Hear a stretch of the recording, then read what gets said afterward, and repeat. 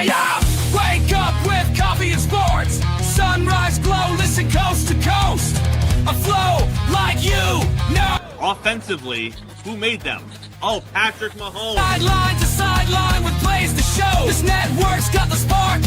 When you put up 300 yards rushing against someone, that you got your butt whooped. I feel like I would have liked to see Oregon Ohio State in the semis, not the quarters. So I think some reseeding is probably where I would change. But they're out of their mind. They're going to do this 3 quarterbacks in a row. Here's the crazy. I just can't take it. Birds keep flying high, fast cheering loud, and one podcast moving through the crowd. Needy boys brawling, no holds barred bout. This wire life never in doubt. Tune into the vibe. That's my bold prediction for the show. Devin Booker, in the next 3 years, he will be a Houston Rocket. Because I still think Seth is still at the top of his game. I do. I think he's right there. Who knows? Maybe. Not this year, but one time soon. Why wouldn't we potentially see Seth and Roman? You know what I mean? Tune in the vibe.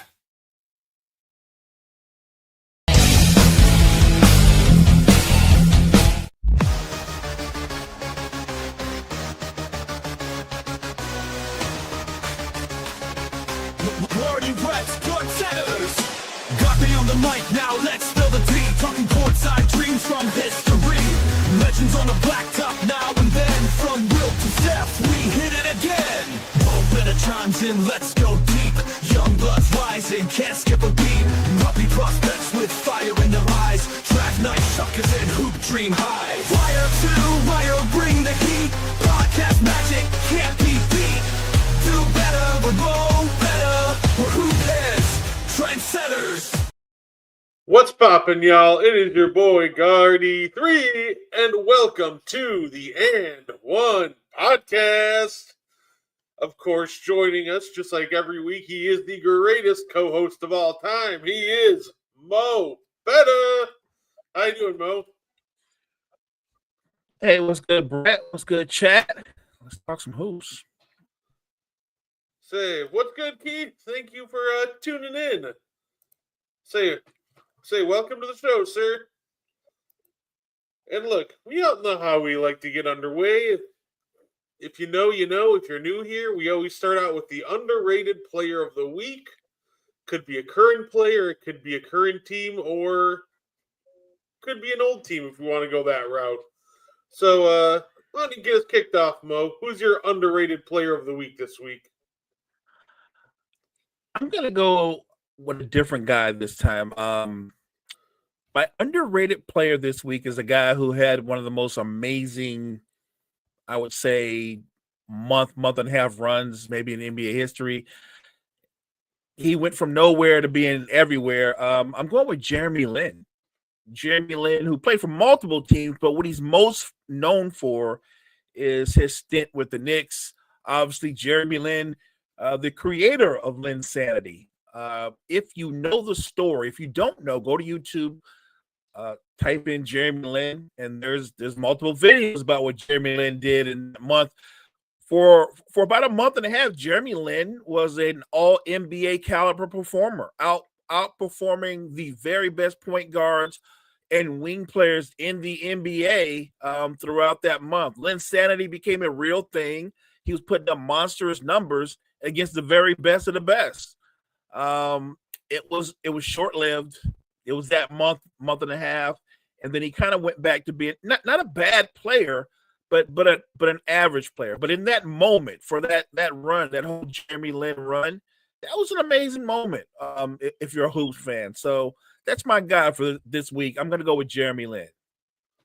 Yeah, Linsanity. That was a great time to live in. Well, okay, so I lived in New York, upstate New York, but it's still in New York during that time, and there's a lot of excitement about Jeremy Lin when he was going nuts. That was such a treat to watch. So honestly, can't go wrong.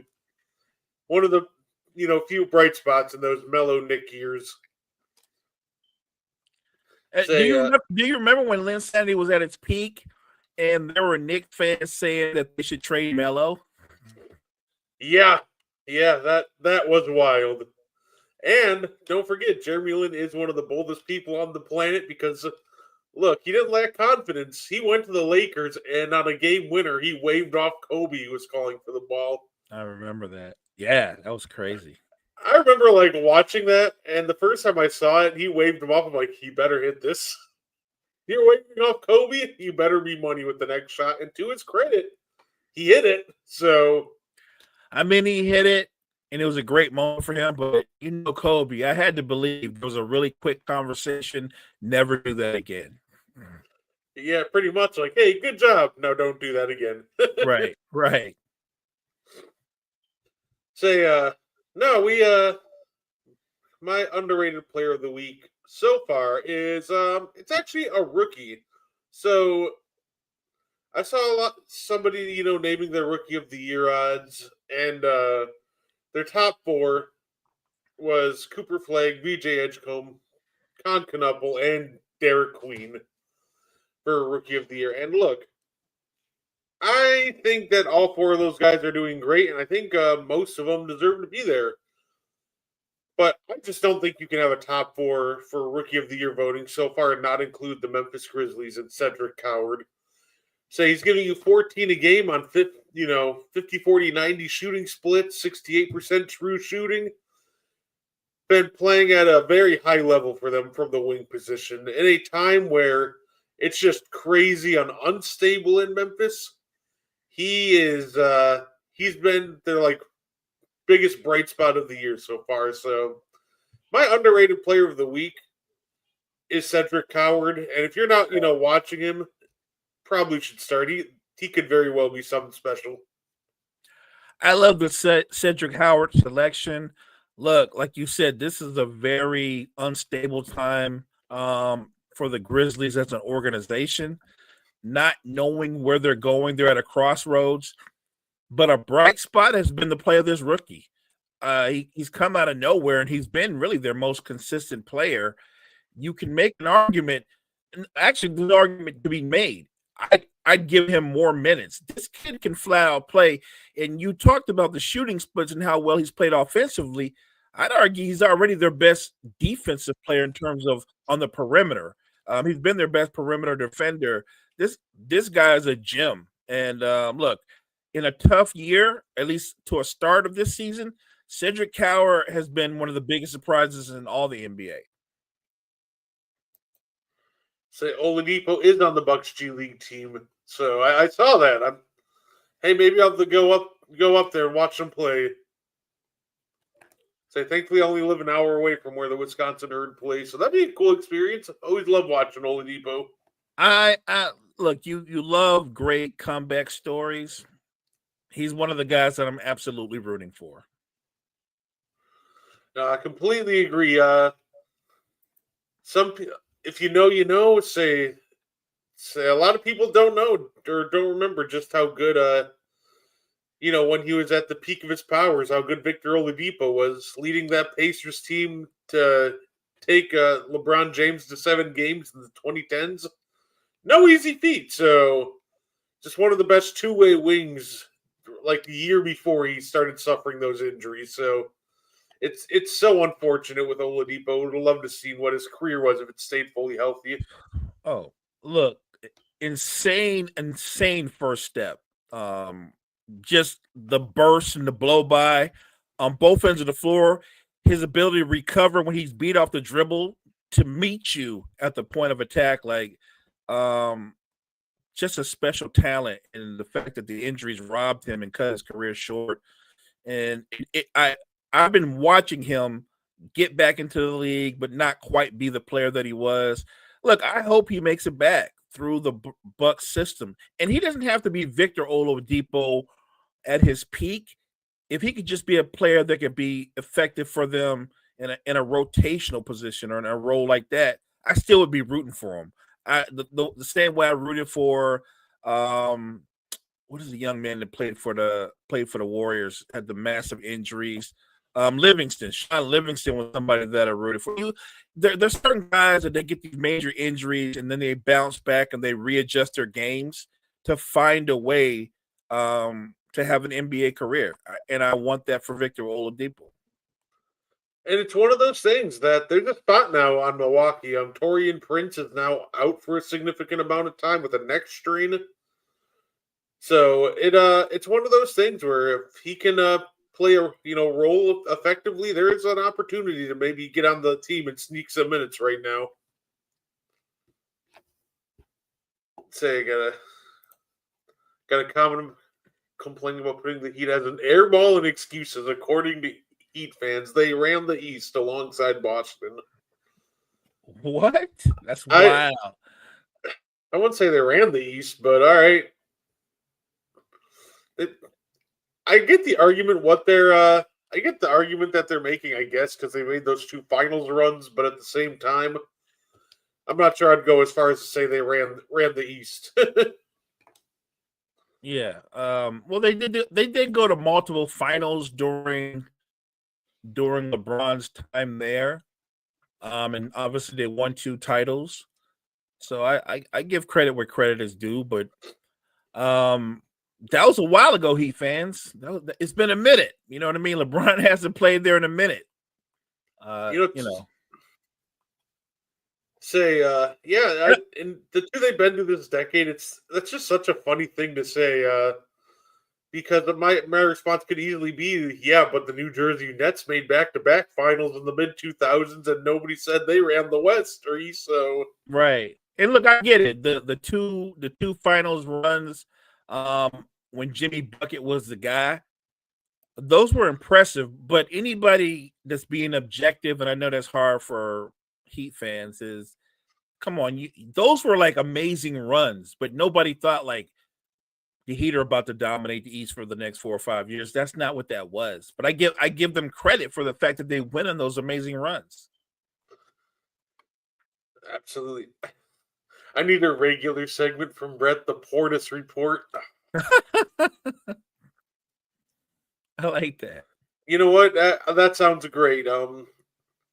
It's funny. Right now, I'm still trying to figure out if Bobby Portis fits with the team. It's rough still. He hasn't adjusted to a faster pace all that well. Hey, what's going on, Coach? My guy, Coach. Say, my Bucks just lost to his Rockets last night. Unfortunate, but you know what? We'll bounce back. Like I said, we're just going to need to be in the market for a wing now with the absence of Torian Prince, and Kevin Durant just really exposed that. Just shot right over the top of everybody when he got the chance, and Sengun. Saying they weren't even a playoff team outright. They got in via play-in. Right. That's a good point. Isn't that crazy that they had to win the play-in, beat Chicago, and then they ended up going to the final? Again, that was an amazing run. But even Heat fans, if they're being honest, were like, they didn't see that team going to the finals. Like Jory just pointed out, they just were in the play-in to make the playoffs. It was just a crazy, crazy postseason that year. Okay, I'd say it was a good game. Surprised we're this good, even without having a point guard. Hey, I gotta give Reed Shepherd some credit. He started off a little rough, but he's come along these last 5 games. So, it's funny. I don't know if you saw the game where Houston played the Spurs.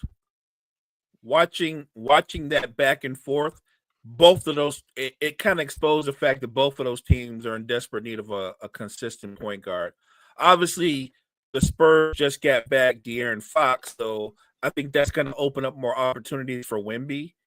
But with Houston, if there's a weakness in their armor, it is the fact that they don't have a true facilitator.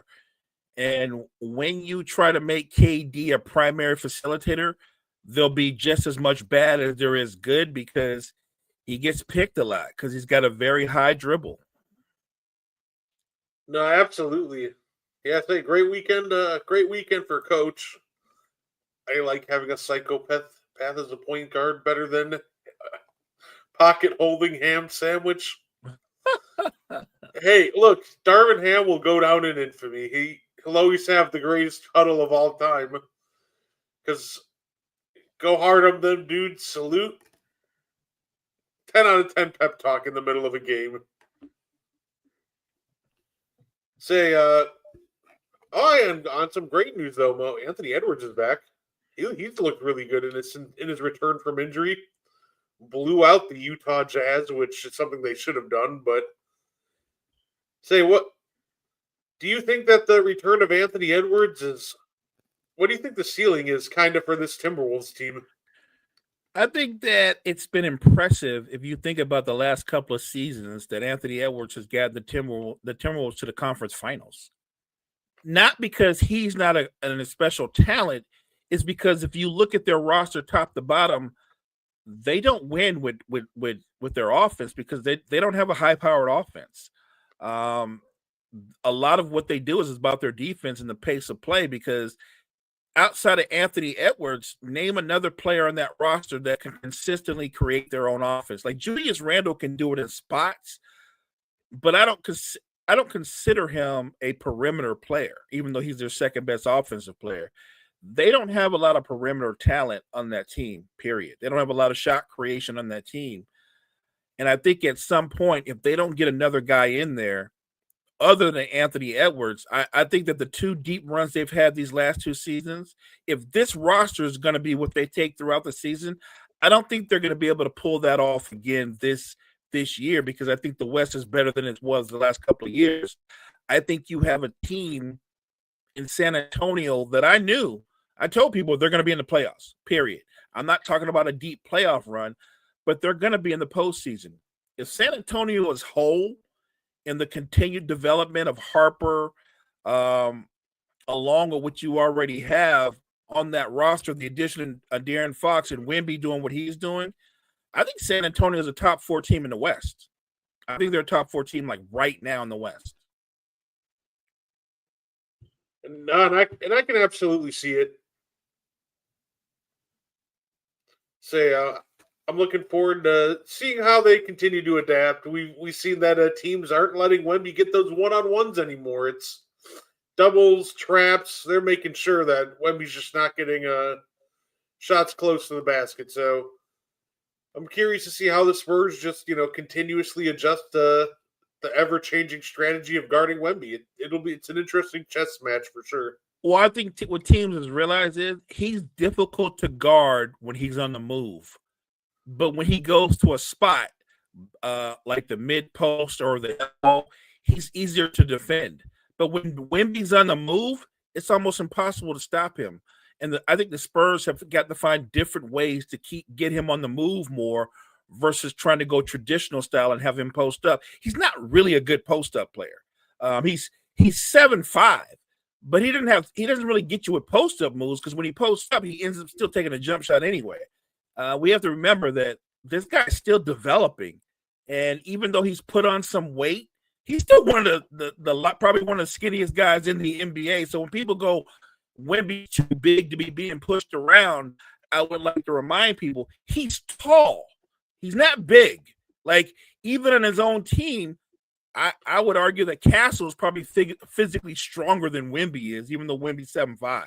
I think we have to remember that Wemby's still growing into his body. He'll get stronger over time, but it's not going to happen like in 1 year. So, again, I think they're legitimate playoff contenders. I'm not saying a title contender because the core is so young, but I do think the sky's the limit when you've got back-to-back Rookie of the Years, and then you've got Dylan Harper, who's already a natural. Like there's some guys who are built for the next level. Dylan Harper is built for the NBA game.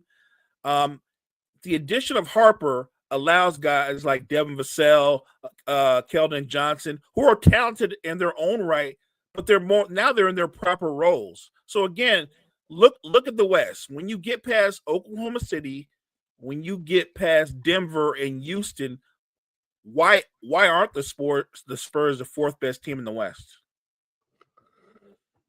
Hey, and you know what? That's fair enough. Even though it's not anything. Just want to mess with you right quick. 49ers did great yesterday. Coach is taking shots. That's fine. That's cool. Yeah, they took an L. They lost to a team that I think is just one of the hottest teams in football right now. And if you can't get to Matthew Stafford and get him off his get him off his where he can just step back and launch. If you let Stafford just sit back and pick you apart, you're gonna lose. You got to make him move, or you got to get to him. And the Rams did a great job of protecting him. Not to mention they had the run game to complement him. They just beat the. I don't want to go into this because it's the NBA, but the better team won. Yeah, hey, you know what? There's one thing I don't think he can mess with you about anymore, though. The one thing is the Lakers passing up on Cam Whitmore, because the more I watch him, I'm just convinced that Cam Whitmore just isn't a 5-on-5 player, which is fine. You see those players, some are like better 1v1 or 3v3 players. I think that's just Cam Whitmore. His tunnel vision is crazy. He's an uber talented scorer, but he just never really fleshed out his game so far outside of being able to shoot and score. Yeah, look, my concern for Cam Whitmore, by the way, he's still a very young player, but my concern is that his career is going to go down the path of Michael Beasley, who was similarly very gifted. Like, again, if we just rank players on talent, Michael Beasley had all the talent in the world to be a superstar. It's never about his talent, but it's the way that he played the game, the way he saw the game. He struggled within the team concept. And Cam Whitmore seems to be the same way. Incredibly gifted, but basketball is not just a game of one-on-one. So it was a Luka Garza legacy game. That was great to watch. 16-8.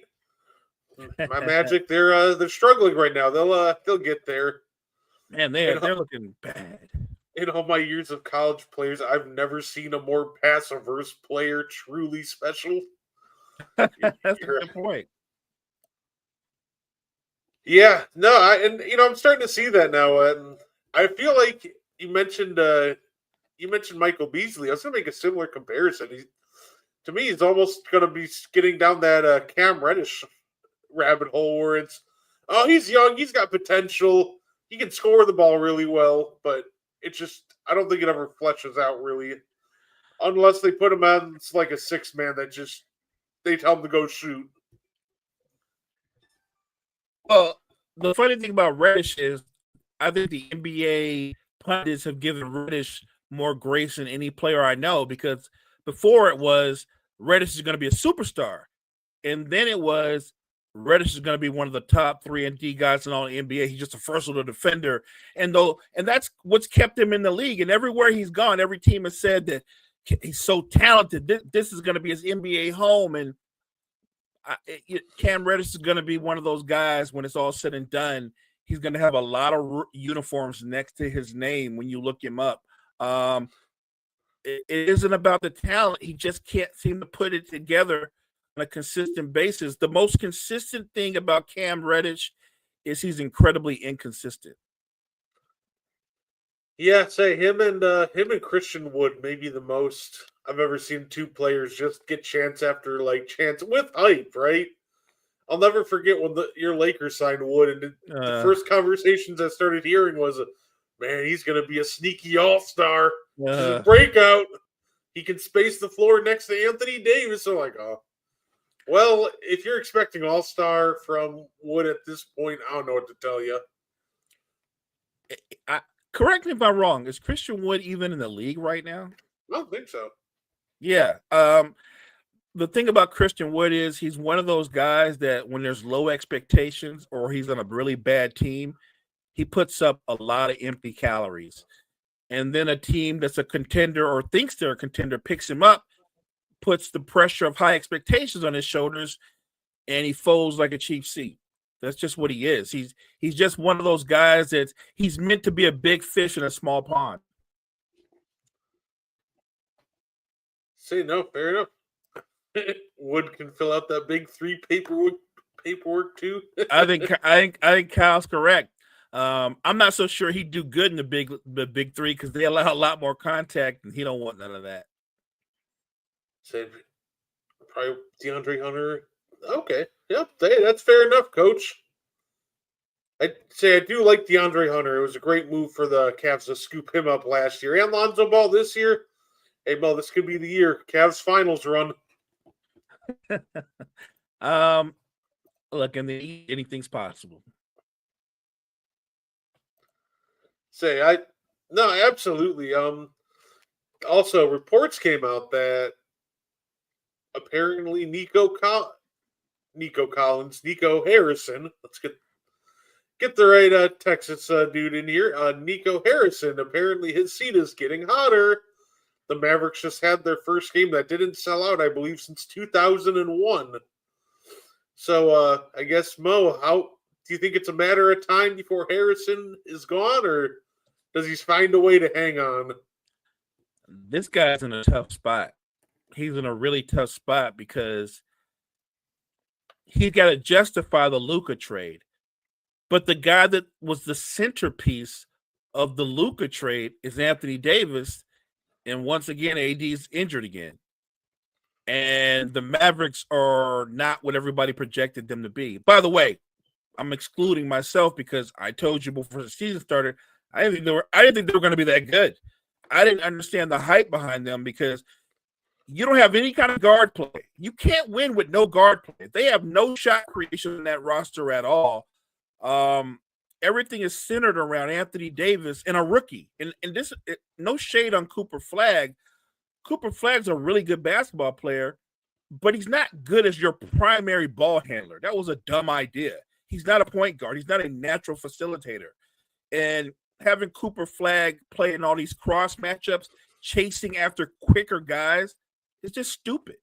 The Mavericks are a really big team. They have a lot of size. And the funny thing is they are a good defensive team, but they're a god-awful offensive team. And the guys they rely on to make shots can't make shots. Klay Thompson, look, right now, Draymond Green is a better jump shooter between the two of them.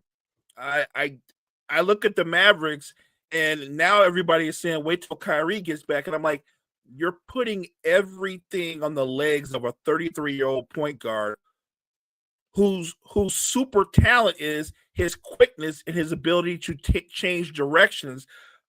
But you're expecting him to be the same Kyrie immediately. That's not realistic. I think Nico Harrison's in a bad way because he needs to make a move to benefit their future. But if he makes a move for the future, it's going to affect their present. And so if they're bad or mediocre for the rest of the season, he probably gets fired. But if you stand pat and you ride with Anthony Davis as your centerpiece who will be in and out your lineup, and let's say Cooper Flagg just has a really good rookie year, but not this transcendent year that people expect of him, the Mavericks are probably going to be in the play-in. I'd fire you. You traded away Luka, and we're in the play-in a year or so later, yeah, you're fired. Right now, I'm going to say something that a lot of people would disagree on. But if it were me and I'm Nico and I'm trying to roll the dice to keep my job, he's already done a couple things that are unthinkable. Why not go all in? If I were him, I trade Anthony Davis. I would trade Anthony Davis for assets that could help Cooper Flagg going forward. I kind of felt bad when they thrusted the entire playmaking load onto him. But you could tell right away that they didn't have a plan with that. When they're like, yeah, PJ Washington primary ball handler duties, you knew they just didn't have any idea except let's give it to Cooper and see what happens. And if you look back, even your most hyped rookies still come in looking like rookies. Right. You had LeBron coming in as the chosen one, and he couldn't really lead the Cavs anywhere good that first year. The offense wasn't great, which obviously that's not on LeBron. At that point, he's just a rookie. So I just think it's so rare to be able to throw a rookie in there and have him contribute at a high level immediately, and also lead a playoff team like Nico wanted. It just feels like he didn't do enough, and at the end of the day, he should be out of there sooner rather than later. Yeah, I think that he had unrealistic expectations of the roster that they had to put out there. I think he thought that AD was going to be giving you about, let's say, 26 points a game, 12 rebounds, which he's capable of. But again, this is an older Anthony Davis. And then I think that he put too much pressure on Cooper Flagg. I think Cooper Flag is better as the guy that finishes plays versus the guy that starts plays.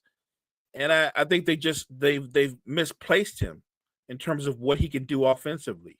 I still think he's going to be a terrific player, but I'm looking at the Mavericks, and I'm saying you might the smart move would be to start trying to make moves for your future and not try to sell your fan base on wait till Kyrie gets back and watch us take off. I just don't think that's realistic. And at this point, at the rate they're going, wouldn't even bother bringing Kyrie back. Like, no, you're good, Kyrie. Just rest your leg. Kyle said, put the ball in D'Lo's hands. We know how that goes. No, but you know what? If by putting the ball in D'Lo hands, that sounds like Nico's going to go with my idea. But because clearly, if you're going to make D'Lo your main primary facilitator, you've already given up on the season. And there's a lot of great prospects in the upcoming draft. Soon we'll be bringing back puppy prospects, and yeah, they honestly at this point feels like the Mavericks should just be focused on tanking. Put yourself in the best position to get one of those high-level prospects to pair next to Cooper Flag. Facts. He needs a running mate, and this is no shade on. They do have good role players, but they don't have another star right now to pair with Cooper Flag consistently. And like I said, Cooper Flag's 18 years old. Anthony Davis is 32. Kyrie's 33. They're not going to be teammates for long. So that unless you really, really believe in your heart of hearts that the Mavericks were going to go to the finals this year, which they weren't. Even with a healthy Kyrie, they weren't going to the finals. That's not. Again, that's pie in the sky fantasy stuff. They're not that kind of team. You know who could take them to the finals? He plays for the Lakers now. That's Luka. Yeah, and it's just a rough stretch for Dallas. So, it might be in their best interest if I'm a Mavericks fan. Well, it seems like all of them are starting to tune out at this point, but at this point, you can just hope the losses pile up because that's the best way to get Nico out of there. They already did step one, ending a 25-year sellout streak. Nothing will make ownership listen faster than losing money. Agreed. So I don't think, especially ending the sellout streak, I don't think that Nico's long for Dallas. Which one bad GM down. Not next, you guys got to work on the Dallas Mavericks. I mean the Cowboys. That's good. But that GM is not going anywhere, unfortunately. So, hey, look, 2 out of the 3 Texas teams are playing at a high level. So look, it's tough to get all 3 of them like that, but the Spurs and the Rockets are both playing really good basketball, and they're not even playing their best basketball because both teams aren't entirely whole. So it's gonna be fun to watch. Yeah, it's another guy who I think is going to end up. Another guy I think is going to end up going. I can't imagine Jamal Mosley has too much longer of a leash for the Magic, right? Like, I feel like that he's going to end up getting fired out like the All-Star break, if not sooner. I don't want. I just feel like he's a good coach, but I feel like the expectations of what everybody thought Orlando was going to be because of the addition of Desmond Bane, it's put pressure on him, the coaching staff, and the players. And to this point, they just haven't lived up to it. And you can tell just in the play, like I'm not exaggerating. Like Palos had a good year, but not an efficient year. Same for Franz. And Desmond Bane right now, here's the scary part. Desmond Bane, the way he's shooting right now, you couldn't tell the difference between Desmond Bane and KCP. They're the same guy right now, and that's not good. Yeah, it's funny. Jamal Mosley probably still could be a coach of the Magic for a while, but it almost feels like that he just needs an offensive coordinator, just somebody who can get the offense going and mainly just be a little more creative, a little more ball movement, a little more player movement. It feels like the team does play under him. It just feels like that he needs a little boost on the offensive end, structure-wise. Can't just mismatch on all game. And maybe it's as simple as they need more floor balance on both sides of the court, because when I look at Orlando, just go with their starting lineup. There's really only one guy that does the dirty work on that team, and that's Jalen Suggs. Paolo and Franz, they're primarily offensive talents. They're not, and I would say they're both subpar defenders. They're not good defenders. Desmond Bain has proven to be a capable defender, but he hasn't played well this year. They do need to improve the offense, but I think they've taken a major step back defense. They've always been like the last couple of years, Brett, they've been like a top 5 defense. This year, they're like middle of the road. So they don't have an identity. They're not very good offensively, but they're not very good defensively, and that's what they were known for. So I think you're right. Unless there's a shift, Jamal Mosley will get fired before the All-Star break. Bain shooting 29% from 3. He's Clay minus Megan the Stallion. So that means Clay's actually better than him because he's got Megan the Stallion. Yeah. No, absolutely. Say, hey, shout out on top of the Luka Garza game too. Shout out Jaylen Brown. He's holding his own as the number 1 option. He's doing the best he can. And this team looks like it desperately needs Tatum back, but you know, Jaylen Brown's been a lot better as a number 1 option than I thought he would be. I want to put that out there. I'm a Jaylen Brown fan. I think to me, he's been what I thought he would be. The guy that's disappointed me a little, and he's a guy that never disappoints me because I think he's a consummate overachiever. But for this particular season and the expectations that I had for him, I think Derek White has kind of struggled so far early into this season. I still expect him to turn it around because he's a really good basketball player. But he's struggled with his shooting. He hasn't been as efficient as he has in recent years. And I don't know if that's because he's taken on more of an offensive role, but I need Derek White to step it up. Just tread water until Tatum comes back. Yeah, absolutely.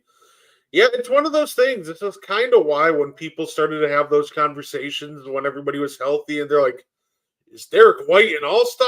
I'm like, he's a star in his role, but not an all-star.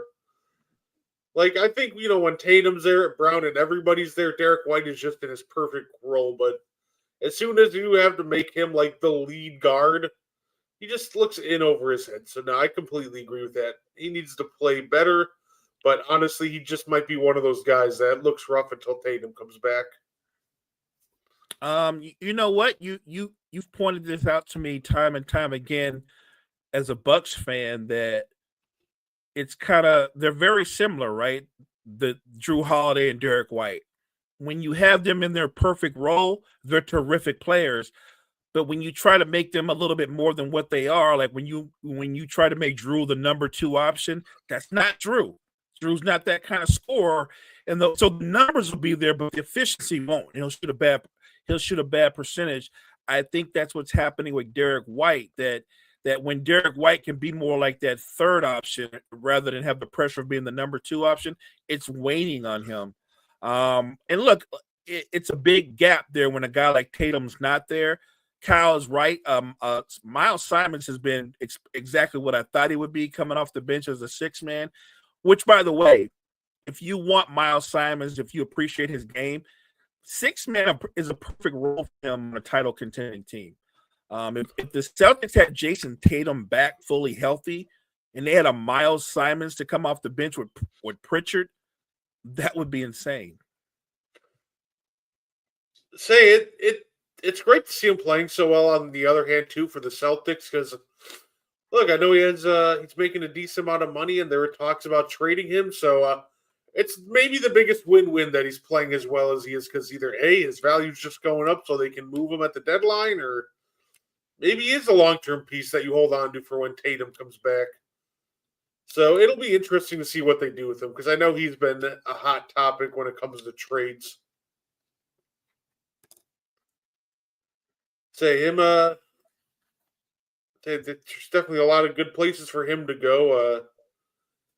And also, I wouldn't be shocked if to see the Grizzlies move on from even guys, you know, like KCP and some of their vets at the deadline. But Is it weird to think that maybe they shouldn't move on from their vets because it's already a young locker room. They need vets in there, so I want to see how find it interesting if they like hold on to the vets to help guide the young talent, or are they just going to move on from them on the first chance they get? No, I think having a veteran presence in your locker room on your bench is important. But Memphis is in a really unique situation because the face of their franchise, you don't know where his future is. And look, I'm at the point I can't speak to Memphis's management and what they're thinking. It's time for this divorce to happen, that you move on. And you don't have to place blame on person A or person B. It's just time for these two sides to separate.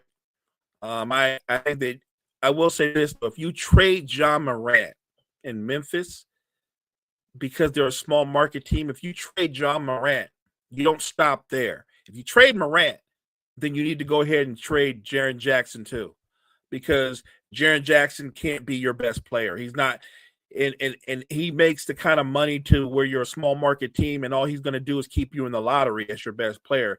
So if you're going to trade John Morant, you trade Jaren Jackson to start a full-on rebuild. And there's a lot of teams that would take a Jaren Jackson. I would argue that there might be as many suitors for Jaren Jackson as there would be for John Morant. I think right now there might be more suitors for Jaren just because, look, at the end of the day, he's been their most consistent player. He's been there every game. He's been playing at a high level. I think John Morant is still, probably just the better player. You have a higher ceiling with Ja than Jaren Jackson, but there's something to be said about just being consistently there and giving a team a consistent high level of play on defense. So I think John Morant is he's the more must-see player of the two. He's certainly the more explosive scorer. That's not even close. That's not in question. But Jaren Jackson can give you 25, 30 on a given night. And what makes him different from Ja is he's capable of being an all-NBA defender. He's proven that. And Ja's not going to do that for you. I'm not questioning John Morant's talent. There's no doubt he's talented still. There's no doubt that his floor is he's an all-star caliber player. The ceiling could he get himself back to where he was a superstar? There was a time where we were talking about John Morant as a face of the NBA. The only question is, again, what is the best destination? Because you need to pair him with someone who I think is as good or better than him on the perimeter. And there's a short list of perimeter players that you could see making that work. Anthony Edwards could make that work. I think a guy like Cade Cunningham could make that work. But it would have to be that type of situation. The question is, because ego is everything sometimes in the NBA, could John Morant's ego handle going somewhere where he's not the man? That he's an important part of the team, but he wouldn't be the number one option. John's just tough because my question when it comes to John Morant is pretty simple. Obviously, I know he's able to elevate his game and scale up when he's the best player. Some stars, though, that are so ball dominant have trouble almost scaling down and playing with other superstar players. And with John's jumper just being as shaky as it has been and with how much he needs the ball in his hands, it makes me wonder just like how good could Ja actually play with another ball dominant, teammate? No, that's fair. He almost needs to go somewhere where he can still dominate the ball, but have somebody better than him who's just equally as good as playing off of it. Right. And look, I'm just throwing out names because if you really break it down and really analyze what Minnesota and Detroit do, they're both middle of the road in terms of pace, which doesn't bode well for John Morant's skill set. John Morant needs to go somewhere where they play up tempo and they play fast. Minnesota and Detroit don't do that. And you're right. If Anthony Edwards has got the ball in his hand and John is playing off the ball, if I'm playing Minnesota, I'm giving John Morant all the jump shots in the world. If I'm playing Detroit, I'm giving John Morant all the jump shots in the world. So yes, it does matter where you pair him, but it also matters the style of play they are, how fast they play. I think he's built to play at a higher pace than most. Sounds like Trey Young a little. That's one of the questions I have about Trey Young too. Can you actually play with another superstar? Hey, Ja, welcome to Utah. There you go.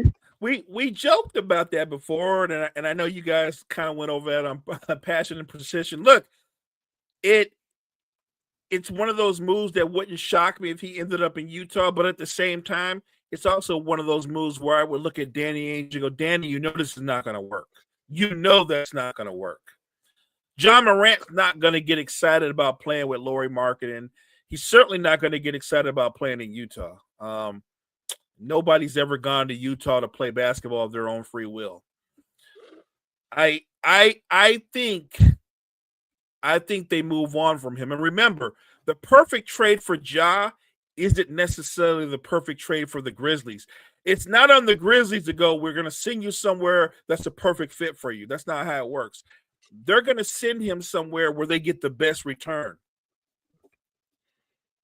Hey, you know what? The Houston Rockets need a point guard. Say Ja to Houston. I saw quite a few people trying to tease that into existence. Yeah, but here's the thing. What would Houston give Minnesota in return? What are they offering in return in that trade? What are you giving back? Are you giving back like a couple of picks and you giving back Jabari Smith and Torrey? Like, what are you giving back in return? Say, probably picks, and I'd imagine picks some of their like lower end prospects because they're definitely not getting like someone like a Jabari Smith level player, but say they got quite a bit of talent at the end of their bench. That's kind of the problem with trading Ja right now, though, right? Because at the end of the day, every trade, I'm just like, okay, maybe you can still get a first and some salary filler. It just feels like you're not getting a lot of value for the talent that Ja is. I think it's harder to trade him to a contender.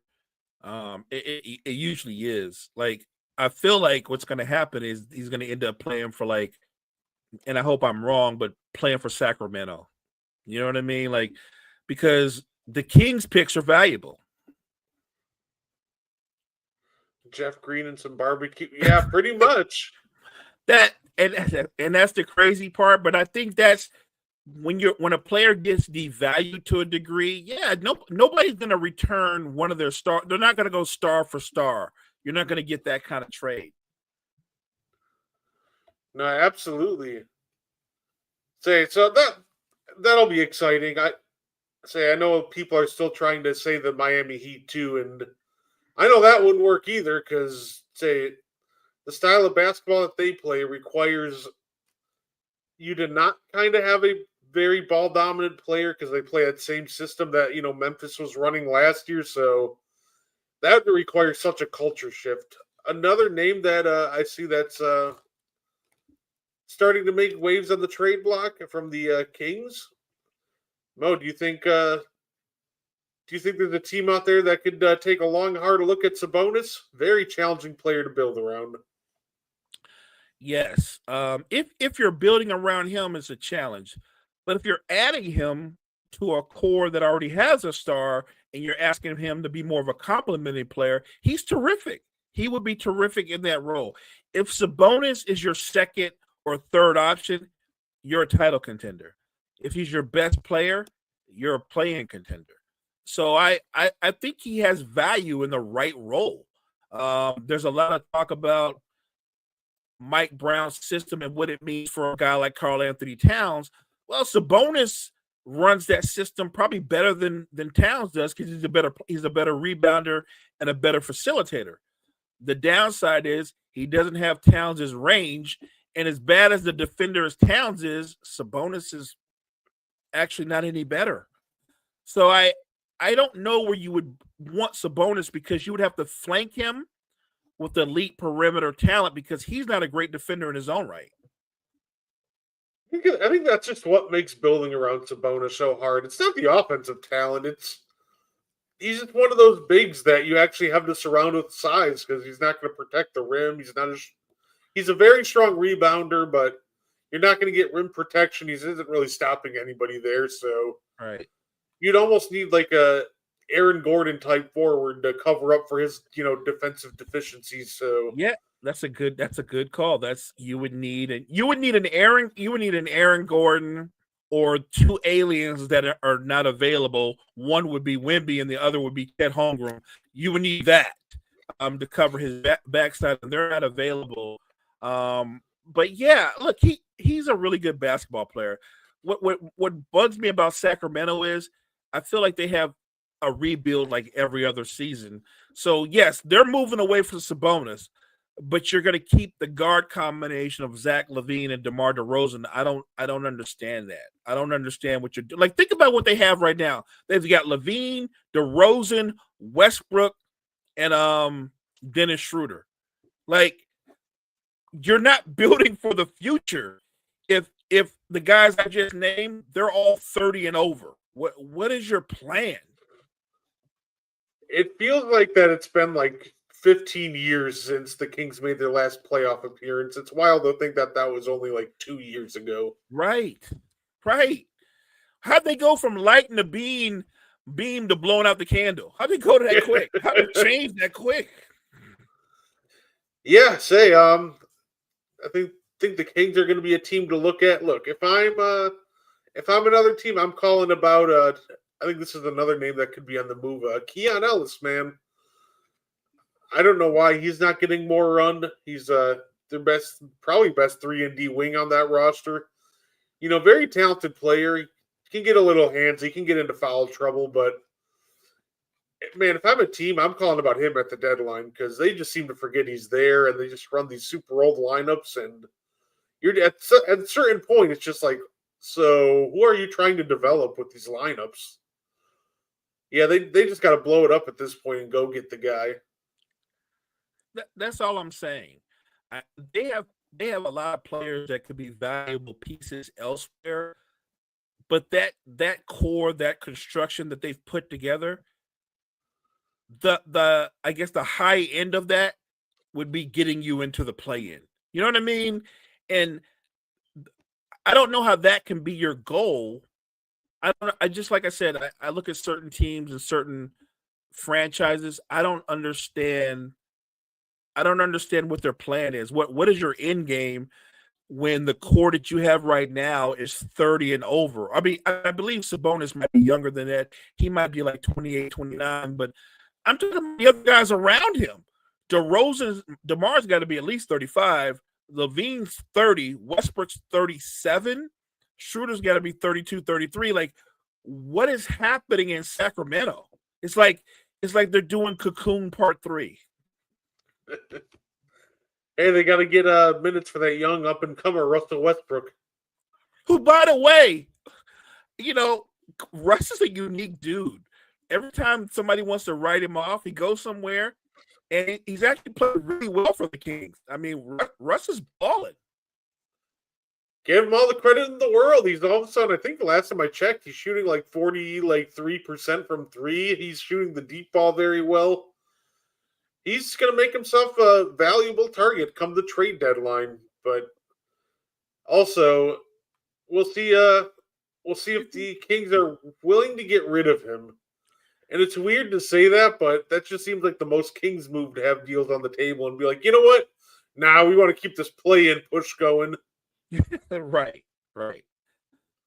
And look, that's the enigma part. That's what makes Russell Westbrook an enigma, is because he's going to walk into the Hall of Fame, but there's been so many times that people have written him off the last few years. And right now, he's playing at a really high level for the Kings.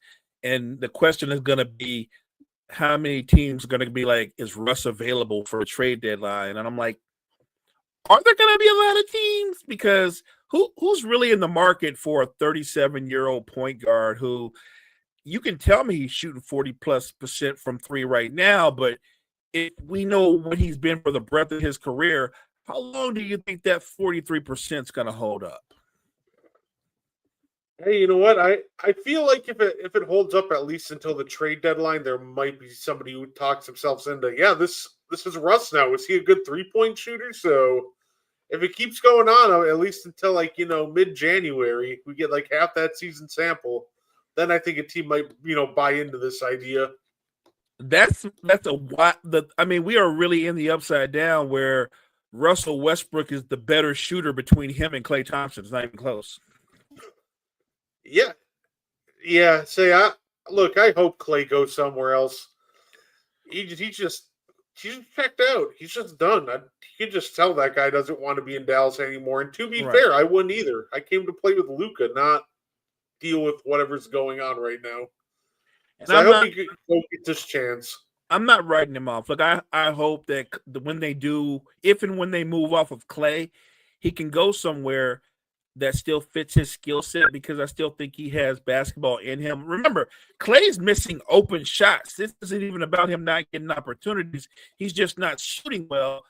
I have to believe somewhere else in a better system surrounded by better players, Klay Thompson can still be an impactful player in a certain role. Hey, you can go get go send him to LA, reunite him with Luca. I'm not opposed to that, because even though the Lakers are currently, I believe they're 7-3, they don't have a lot of shooting on that roster. Now Jake LaRavia has shot the ball well, very, very well. You've got Austin Reeves, you've got Luca, but they don't have a lot of shooting overall on that roster. I think Klay Thompson will be a welcome addition. Yeah, absolutely. And obviously, even when you played with Luca last year, even the hurt version, he was still like a 38, 39% shooter with him on the court. Right. So, yeah, I think he's still at least got a shot. It just feels like that he doesn't really care right now. He's living in life. He's winning in life, right? He's got Meg. He's good. Yeah, no, he's chilling. Let me ask you something. If I told you that 10 games into the season, when you look at the roster top to bottom, that the Phoenix Suns would be 5-5, would you say they under or overachieve? Because I would actually say that roster being 5-5 is kind of an overachievement. I would say that's overachieving, absolutely. Especially too, since Jalen Green's missed all but like one game. Yeah, I think that's a team that has completely overachieved so far, and I'm happy for them. That's good for Phoenix. They can maybe sneak into a play-in spot, but granted, I still think they're closer to missing the playoffs altogether and playing. Yeah. But yeah, overall, they've exceeded expectations so far. D-Books look great, like he's taken another leap as a passer. They're moving the ball well. They're playing as a team. Book's one of my favorite players. I want him to go somewhere where he can be impactful in the postseason, because he's literally right at the peak in terms of his prime and his career. And I don't want his prime to be wasted on a team that might be a play-in team or not. I would rather him go somewhere to have an opportunity to really compete. I know Phoenix wants to hold on to him because he's a superstar. You don't just want to get rid of superstars.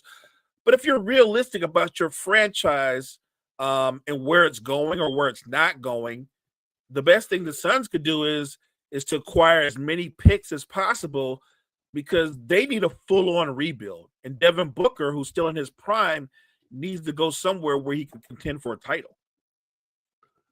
Yeah, absolutely. D-Book in the playoffs is always fun.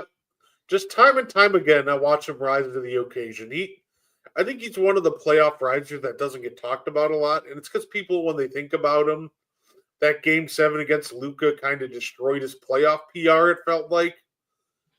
But at the end of the day, every time I watch D-Book in the playoffs, he's elevating his game like a true, superstar would. So I hope we get to see more playoff Book soon. Yeah, and look, Luka's got the better of a lot of people in Game 7s. I mean, if you go down his list of guys that he's gotten, yeah, he got Book, he got Anthony Edwards too. Like, he's gotten a few people. Look, say what you want about Luka, in big games, the guy has got ice in his veins. Yeah, hopefully we'll get a couple more of those this year. It's gonna be a fun playoff picture. I'm curious to see where the Lakers end up in the playoff picture. I'm guessing they'll be top 3 again. This is a team that I got to give them all the credit in the world. They're missing LeBron, they missed Luka, and they didn't miss a beat. So they obviously suffered a pretty brutal loss at the hands of the Hawks in the last game. But overall, I don't know about you, Mo, but I would say the Lakers have kind of overachieved so far when you think about the injuries that they're dealing with. They definitely overachieved because they're not whole. They've kind of been like flipping between LeBron's been out all year. Luka's been out. Austin Reeves carried the show. Then Luka comes back, and then Reeves is gone, and he's carried the show. And they found a way to win games. I think when they're whole, meaning LeBron's back, Reeves back, everybody is healthy. I think this is a top 5 team in the West. I do. I don't think they could beat. There's certain teams that just feel like bad matchups for them. I think Denver's a bad matchup for them. I think Oklahoma City is a bad matchup for them as currently constructed. But they could upset a young Spurs team.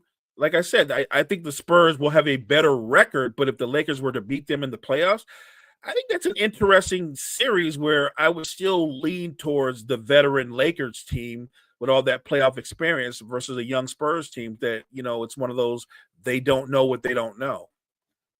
Yeah, I don't expect the Spurs to go that deep into the playoffs just because we're looking at a young team. A lot of those guys are going to be getting their first games of playoff experience. So, yeah, if we got a Lakers-Spurs matchup in the playoffs, I'd probably side with the Lakers. Great. It'd be a fun one. I'd love to see a 7-game series between those two teams. And it might be a great series. Look, just the idea of how the Lakers would try to pull Wemby away from the basket, but you forget that he covers so much ground, man. When you pull him away from the basket, he can recover so quick. Like, he doesn't move like your typical big. Wemby moves more like a small forward, but with all that great length. So the funny thing about the Spurs, as we're watching this team develop, they're not nearly as good now as I think they'll be in the second half of the season. No, fair enough. I say I'm looking forward to seeing how my Bucks do. They're coming off a loss to Houston. We got a game against Dallas, I believe, tonight. So a little quick bounce back opportunity and against the Mavericks, which is a perfect get right game. Definitely think that we got to pursue some more size on the wings with the injury to Prince, even if it's temporarily. But overall, I'm satisfied with the way my Bucks are performing so far. I'm curious because I like the way your Bucks are performing. I think they're in a good position. I like the rotation that they have. I like the implementation of some of the younger players. Rollins, you can see the talent. It's there. And when he's in rhythm, he's just a talented guy, talented kid. Let me ask you this. It's early. We're 10 games into the season, more or less. If I said, give me your MVP favorites early, for me, it's almost like wash, rinse, repeat. If you said early into the season, I'd give you 3 familiar names. I'd give you Giannis, Joker, and SGA.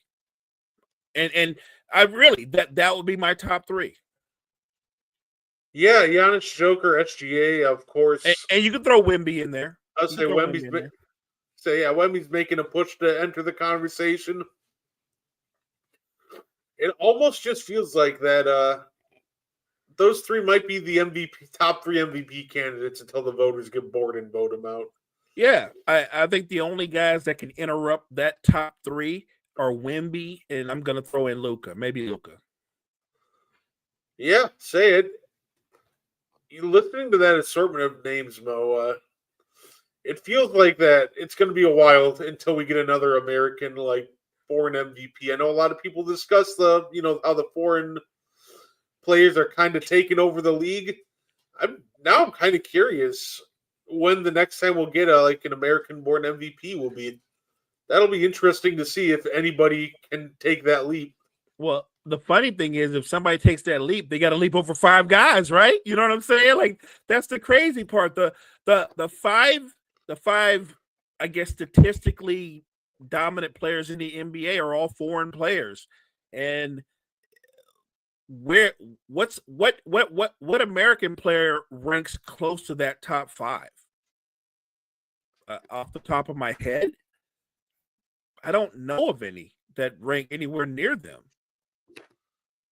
Say, hey, you know what? I think somebody was going to have a. Sorry about that. Player who maybe has a. Tatum is a guy. Fair enough. I would say Tatum, but I don't count him because I'm one of those people. I don't think Tatum's going to play this year. I actually hope he doesn't play this year because I want him to be 110% healthy. Yeah, Tatum is one of my guys that I will put there as an American player. But again, even if I put him up there, would I put him ahead of all of those guys? Like you could make an argument he could be ahead of Wemby, maybe even ahead of Luka. I don't think you can make an argument for him to be ahead of the other 3. Hey, when it comes to candidates this year, I think you can argue that the 5 spot could possibly go to Cade Cunningham so far. What a terrific start to the season he's been having. Cade is the problem. Look, on a better team, Devin Booker's averaging 29 points and 8 assists. A better team, Book could elevate himself into that conversation. Yeah, at the end of the day, it's just the league is in such good hands going into the future. So I'm looking forward to the continued development of these young guys, and we got some special prospects coming up with from college. Darren Peterson, the son of Carlos Boozer, Cameron Boozer. Yeah. A lot of great talent coming up. So but that's kind of all I had for us today, Mo. Anything you want to add before we get up on out of here? No, I appreciate Kyle, Jory, everybody in the chat. Thank you guys so much for joining us this afternoon. An afternoon version of N1, which, by the way, I'm having fun. I'm enjoying it. I don't know if this is a regular thing, but it just goes to show you we'll give it to you in the daytime and one at night. You just never know when we're going to show up. Appreciate my partner for taking time out of his one day off to jump on and do N1. Appreciate you, partner. Yeah, absolutely. We'll be doing the Meaty Boys podcast, which is normally tonight. We'll be mixing it in when we do the morning show on Friday. It'll be like a half morning show, half Meaty Boys. I like it. Had to move things around. Tonight's Packers-Eagles, so gotta go watch us beat Philly before we go march on and lose to the Russell Wilson-led Giants next week. Yeah, because I'm putting money on Russ and them. Yeah. If you watch enough Packer games, you know exactly what's going to happen. So, that being said, thank you for everybody for tuning in, and we hope you enjoy the rest of your day. Thank you for tuning in to the And One podcast. If you like our content, you can find more on the Wire to Wire Podcast Network on YouTube, Facebook, and Spotify. Want more And One? Find it on Wire to Wire. Like and share our Facebook page and join the And One Discord. Grab the link to join from our Facebook. Thank you for tuning in and have a wonderful day.